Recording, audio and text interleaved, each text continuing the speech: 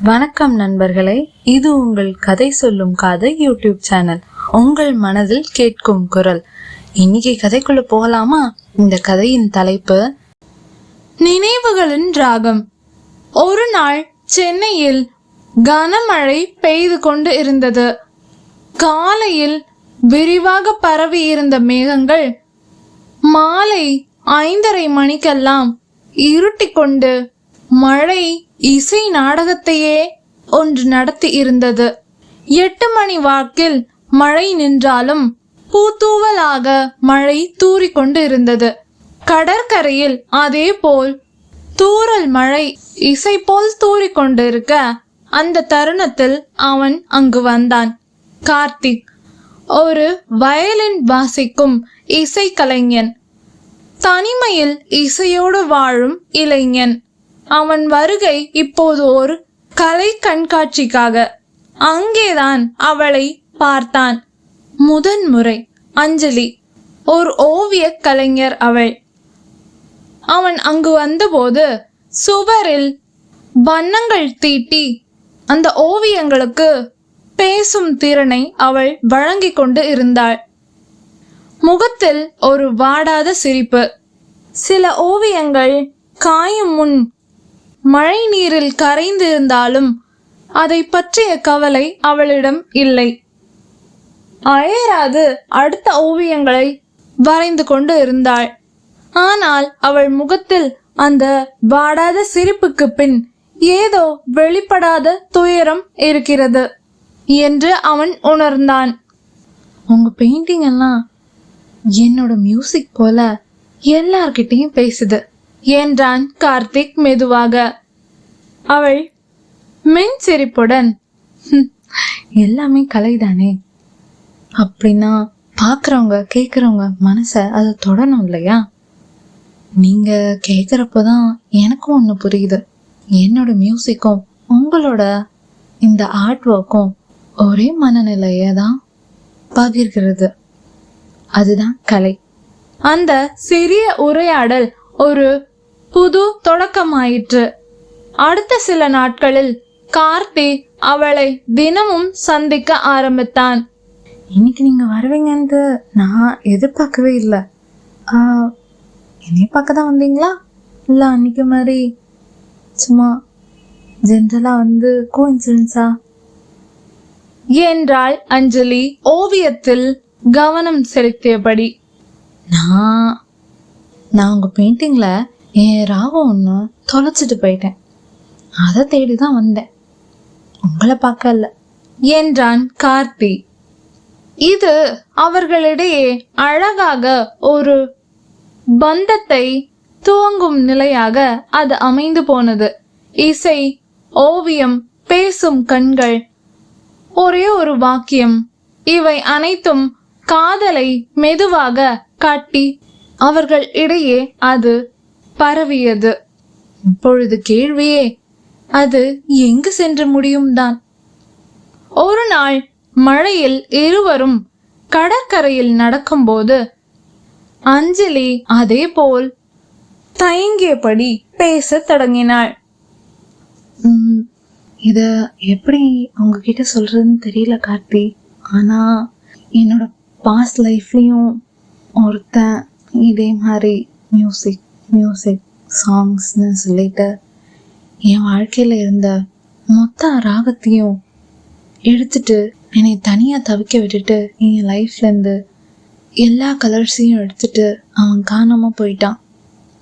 என்கிட்ட லவ் பண்ணணுன்ற ஆசையும் சரி, என்னோட எல்லாத்தையும் என் நம்பிக்கையும் சேர்த்து அவன் கொண்டுட்டு போயிட்டான்.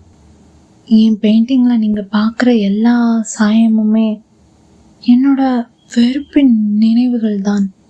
அத நீங்க நினைக்கிற மாதிரி நான் பார்க்கலையே. உங்க பெயின் எனக்கு புரியுது. எந்த மியூசிக்னால உங்க லைஃபே எல்லா கலரும் இழந்துட்டு நிக்கிறீங்களோ அதே மாதிரி என்னோட மியூசிக்னால நீங்க இழந்த உங்க கலர்ஸ் ஃபுல்லாவே உங்க லைஃப்ல திருப்பி வரும். உங்க லைஃபே நீங்க வரைகிற ஆர்ட் ஒர்க் மாதிரி கலர்ஃபுல்லா திருப்பியும் மாறும். என்ன நீங்க தாராளமா நம்பலாம். நம்பிக்கையும் காதலும் எப்பயும் செத்து போகாது. அது எங்கேயோ தான் இருக்கும். சரியான பர்சனை பார்க்கும்போது தானாவே அது வெளிவரும் என்றான் கார்த்தி.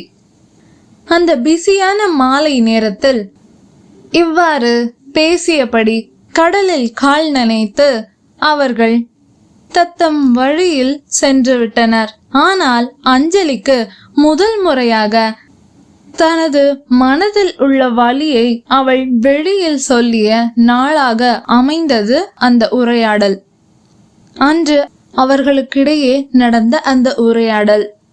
இசைதான் ஓவியத்தின் பதில். அடுத்த வாரம் கார்த்திக் ஒரு ஓபன் ஸ்டேஜ் பெர்ஃபார்மன்ஸ்க்காக வயலின் வாசிக்க அழைக்கப்பட்டிருந்தான். அவன் வாசித்தது ஒரு மென்மையான ராகம். அவனின் பெர்ஃபார்மன்ஸை பார்க்க அஞ்சலியை அவன் அழைத்திருந்தான். அஞ்சலிக்கு அவன் வாசித்தது அவளது தனிமையை விரட்டி அடிப்பது போல் இருந்தது அவனது இசை. யாரும் அறியா வண்ணம் முதலில் அதை சவுண்ட் ரெக்கார்டிங் செய்து கொள்ள நினைத்தவள் பின் என்ன நினைத்தாளோ வீடியோவை எடுத்துக்கொண்டாள், அவனது முழு பெர்ஃபார்மன்ஸையும். அவள் இதுவரை நெருங்கிய தோழிகளிடம் கூட சொல்ல முடியாத சோகங்கள் அன்று ஏனோ அவனிடம் சொல்லியது அவனிடம் அவளுக்கு இருந்த தூரத்தை சற்று குறைத்திருந்தது. அவன் வாசிக்கும் இசையும் அவன் சொல்லியது போல் அவள் வாழ்வில் இழந்த அனைத்து வண்ணங்களையும் மீட்டு தருவது போல் இருந்தது. அவன் வயலின் மீட்கும் அந்த ராகம். எந்த இசையால் அவள் வண்ணங்களை தொலைத்தாலோ அதே இசையால் அவளின் வண்ணங்கள் மீண்டு வருவதை நினைத்து அவள் கண்களில் கண்ணீர் துளிகள் மேகம் போல் பனித்து அவள் பார்வையை மறைத்தன. நிகழ்ச்சி முடிந்ததும் மெதுவாக அவனிடம் சென்று, இந்த ராகம் என்கிட்ட பேசினது போல இருந்துச்சு. வயலினே நீங்க பாட வைக்கிறீங்க. இந்த மாதிரி ஒரு உணர்ச்சி ஏன் டிராயிங்லயும் பெயிண்டிங்லயும் என்னால கொண்டு வர முடியாது என்றாள். நான் சொன்னதுதான் கரெக்ட் தானே? எந்த மியூசிக்னால நீங்க உங்க கலர்ஸ வாழ்க்கையில இருந்து இழந்துட்டேன்னு நினைச்சீங்களோ அதே இசைனால உங்களோட வண்ணங்கள் மீண்டு வருவதை நீங்க உணர்ந்திருக்கீங்க இன்னைக்கு, அப்படிதானே? அப்போ நம்ம லவ் பண்ணலாமா? காதலா? இசையா? வண்ணங்களா? என்றான் கார்த்தி ஒரு சிறு தயக்கத்துடன் அவளிடம் ஒரு கை நீட்டியபடி. இன்னைக்கு நீங்க வாசிச்ச இந்த ராகத்தை என்னால வாழ்க்கையிலேயே மறக்க முடியாது என்றாள் அஞ்சலி சிரிப்புடன். அவன் நீட்டிய கரத்தில் அவள் கரத்தையும் கோர்த்து கொண்டாள். கடந்த சில வாரங்களில் அவர்களுக்குள் நிகழ்ந்த நினைவுகளின் ராகத்தால் அவர்கள் இருவரும் ஒன்றாயினர். ஒரு நாள் கார்த்தி அவளை அழைத்து சென்று ஒரு சுவரில் ஒரு ஓவியத்தை காட்டினான். அதில் அவளது சிரிப்பும் அவனது வயலினும் பின்னணியில் ஒரு மழை காட்சியும் வரையப்பட்டு இருந்தது. நம்ம 2 பேரோடைய கலையும் வேற வேற வடிவங்கள்ல இருக்கு. நீ ஓவியமா, நான் இசையா, ஆனா ஒரே ராகம்தான் நம்ம இணைச்சிருக்கு என்றான் கார்த்தி. இந்த லவ் என் நினைவுகள்ல என்றும் இசையாக ஒலிக்கும். தேங்க்யூ கார்த்தி என்றாள் அஞ்சலி. அந்த மழை பொழியும் இரவில் அஞ்சலியின் வீட்டு பால்கனியில் கார்த்தி அவளுக்காக வயலின் மீட்டு கொண்டே ஒரு பாடலை பாடினான். அவள் கண்களில் மீண்டும் நிறைந்தது கண்ணீர். அதனாலதான் நான் மீண்டும் என் வாழ்க்கையில வண்ணங்களை பார்த்தேன். நான் மறந்து போன என்னோட சித்திரம் என்கிட்ட பேச ஆரம்பிச்சது என்றாள் அஞ்சலி மெதுவாக. கார்த்தி அவளை நெகிழ்ச்சியாய் பார்த்து, இந்த ராகம் உனக்கானதுதான், உனக்காக தான் இந்த சாங்கை நானே எழுதினேன். ராகம் அஞ்சலி. இந்த சாங்கோட பேரு அஞ்சலி தான். இது நம்ம 2 பேருக்கானது. அவள் புன்னகையுடன் தலை குனிந்தாள் வெக்கத்தில். இருள் நீங்கி அந்த வெளிச்சம் போல் அவளுள் ஒரு நம்பிக்கை பிறந்தது. ஆனால் அடுத்த நாள் காலை அவள் கதவின் கீழ் ஒரு கடிதம். Congratulations, Anjali. You are selected for Paris Art Residency. Final call. அத்துடன் ஒரு ஃப்ளைட் டிக்கெட்டும் இருந்தது. 5 நாட்களில் ஃப்ளைட். பிரான்சில் உள்ள பாரிஸ் நகரத்துக்கு அவள் செல்ல வேண்டும். அவள் கையில் கடிதம், மனதில் குழப்பம்.